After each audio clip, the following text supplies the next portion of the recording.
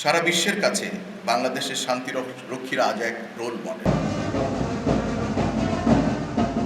বুধবার সকালে চট্টগ্রাম জহুরুল হক বিমান ঘাঁটি থেকে বর্ণাঢ্য পিস কিপার্স ডে রানের মধ্য দিয়ে আন্তর্জাতিক শান্তিরক্ষী দিবসের আনুষ্ঠানিকতা শুরু হয়। বাংলাদেশ বিমান বাহিনীর তত্ত্বাবধানে র্যালিতে অংশ নেয় সশস্ত্র বাহিনী, পুলিশ সদস্য সহ শিক্ষার্থীরা।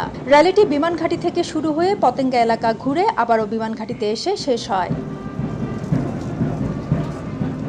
এর আগে প্রধান অতিথি চট্টগ্রাম অঞ্চলের নৌ commander rear admiral Khondokar Misbaul Azim সহ অতিথিরা বেলুন ও পায়রা উড়িয়ে দিবসের কার্যক্রম উদ্বোধন করেন। এ সময় প্রধান অতিথি বলেন, বিশ্বের বিভিন্ন প্রান্তে জাতিসংঘ মিশনে শান্তি রক্ষায় দীর্ঘ ৩৬ বছর ধরে সক্রিয় অংশগ্রহণ করছে বাংলাদেশি শান্তিরক্ষীরা।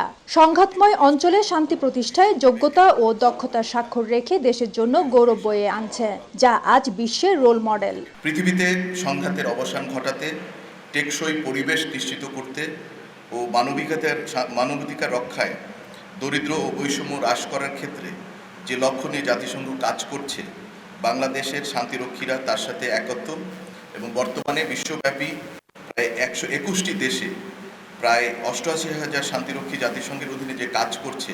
স্বাস্থ্য এবং স্বাদের মধ্যে চমৎকার একটা ব্যালেন্স করে পীর প্রিমিয়াম আয়োডাইজড লবণ। তার পাশাপাশি বাংলাদেশের শান্তিরক্ষী বাহিনীরাও কাঁধে কাঁধ মিলিয়ে এগিয়ে যাচ্ছে।